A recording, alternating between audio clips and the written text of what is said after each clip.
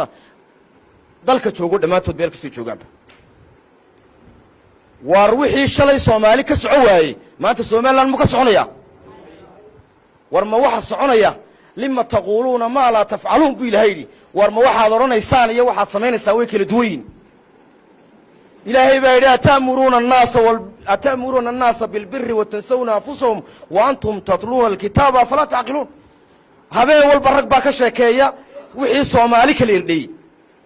yaday maanta Soomaaliland dhexdeeda taalo halkeed adu qof ma tahay maana damiir lahayn maana garanayn halkaad shalay ku jabtay maana qof mu'min ahayn haddii shalay Maxamed Siyaad iyo dawladdu hogaaminayay qoys lagu xeeray mashaariicdo la qabiileeyay awoodii qarankoo cid kaliya wada qaadatay oo burburtay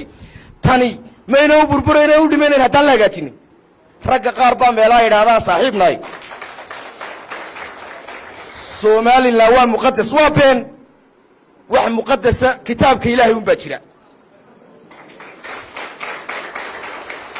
Soomaaliland waxay ku dhisan tahay doonista iyo rabitaanka dadka reer Soomaaliland bay ku dhisan tahay haddii qayb ka mid ah la waayo Soomaaliland waa la waayay horta taa la ogaado dantaanu ka hadlaynaa halka kaga hadlaynaa ma ta reerkayga iyo ta gobolkayga iyo ta qabiilkayga ma taanu kaga hadlaynaa waa ta Hargeysa la isku haysto waa ta Burco la isku haysto waa ta Ceerigaabo la isku haysto dhiig ku daadanaya way waa qadiyadii ummaddu wada lahayd oo koox gaar ah ku tagrifayso way caawa haddii golaha amniga ee qaranka la isku yeero qoys kaliya fadhiya aniga cidbayga ma fadhidaba in la idilayo iyo in la igalayo maxaa wargu haya haddii la caawa hay'adaha wax soo saarka iyo maaliyadda la soo fadhiisiyo aniga cidbayga ma fadhidee cashuurtaan aan bixiyo sida loo xisaabinayo sida loo qaybinayo maba ogiye maxaa ku qanaa waliba waxaan ogahay sida loo qaybiyay war ma waxaad aragtay gobol dhan oo miisaaniya 300 oo milyan 20,000 iyo 150,000 iyo lagaga soo celiyo ma saasaan aqbalnaa waa ma nololba inagoo kaliya ma qabnay dad kala qaba kuwaana waynu gurmanaynaa waxa la yidhi qof waxa la yidhi walaalkaa u gargaar markuu saxsan yahay markuu gardarayayna u gargaar baa la yidhi rasuulku calayhi salaam waxa lagu yidhi saan ugu gargaarna markuu gardaran yahay waar waxa la yidhi gacanta ka qabo walaalkaa markuu gardarayo dulmiga joojidhi dee gacantaynu qabanaa soo maaha walaalayaal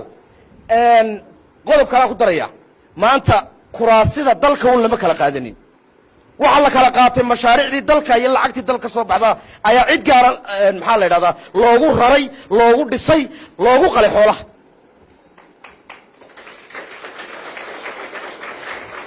waxa si gaara oo xaafadaysan oo qadiyadaysan loo qaybiyay mashaariicdii beesha caalamka timid wallahi oo billahi wa tallahi baan ku yiri haddaad ogtihiin oo wax yar ka ogtiin meeyda fadhideen booramiya halka joogtaan war ma waxa dhacay sagar halkay ka dhacday in maadeen riyaal ma dalka oo dhan bay ka dhacday soo masiibo rabaaniya mayn wixii sagar ay gaaladu ku bixisay ee halkan lagaga dhawaaqay rays ee dawladda Soomaaliya milyankay soo bixisay miyaad aragteen meel marayaan si qabiilaysan baa loo qaybiyay waxa laga qaybiyay degmooyin aan dhibaatadaas ka dhicin ilaahay ku ridin bay leeyahay horta dhibaatada warninka dhibaato dhacday u quuri waayay wixii loo soo qaybiyay dadkii ku dhacday ma kuwa caafimaad qabo ku siinaya war mid baan ku soo gabagabeynaya waxa weeyaan noloshu waa halkan cadaaladda iyo wanaagga doonayso fadhi laguma helo mana dhici karayso in shaqaale la soo qorsheeyo fiican maaliyad la soo qorsheeyo fiican xilal la soo qorsheeyo fiican nolol fiican inta kaado lagu soo xiro ee baabuur fiican la soo saaro la keeni maayo boorama la keeni maayo saylac la keeni maayo dila la keeni maayo loo yacdo iyo qunijeed la keeni maayo laakiin maxaa la keenayaa waxaad soo ridato way waxaad ridato dadka yeena mid qodobna ogaada nacayb yaana idinku abuurin tabashada iyo waxaad rabtaan ee wanaagsani waayo dadkan waxaan haystay ree isaaqay gada bursugu yiraahdaan waar isaaqa laftiisa qaar wax wanaagsan rabaa ku jira koo wax fiican rabaa ku jira cadaalad doonaya waa la muquuniyo hiil bay waayeen kuwa aynu iskaashano aynu cadaaladii soo saarno soo taasi danta dalka ma soo maaha in maanta adduunyada xoogaal baa u tihin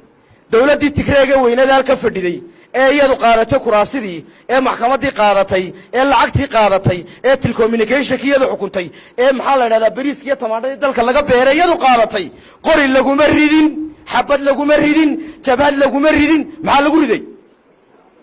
waar cod shacab baa lagu rido dad baa bannaanka u soo baxoo yidhi sidaasi nama anfacdo way dhacday cumar xasan albashiir oo taangii ugu adkaa isku wareejiyey baa la riday ragga nabadgelyada laguma ilaaliyo xoog nabadgelyada 30 sannadood jirtay waa kan cabdillaahi raggii ka shaqeynayay way joogeene arrin baa lagu dhiso nabadgelyada waxa lagu dhisaa cadaalad baa lagu ilaaliyaa waxa lagu ilaaliyaa wax wada lahaasho waxa lagu ilaaliyaa in waxa ummadda ka dhaxeeya loo ilaaliyo nabadgelyada lagu ilaaliyo laakiin qori laguma ilaalin karo waxa ku soo gabagabeynayaa war movement kan bilaamay waa mid ka duwan kii awalkii hore jiri jiray kii hore wuxuu ahaa odayaal shir jaraa'id qabta oo hudheel fadhiista oo la yidhaahdo may hadleen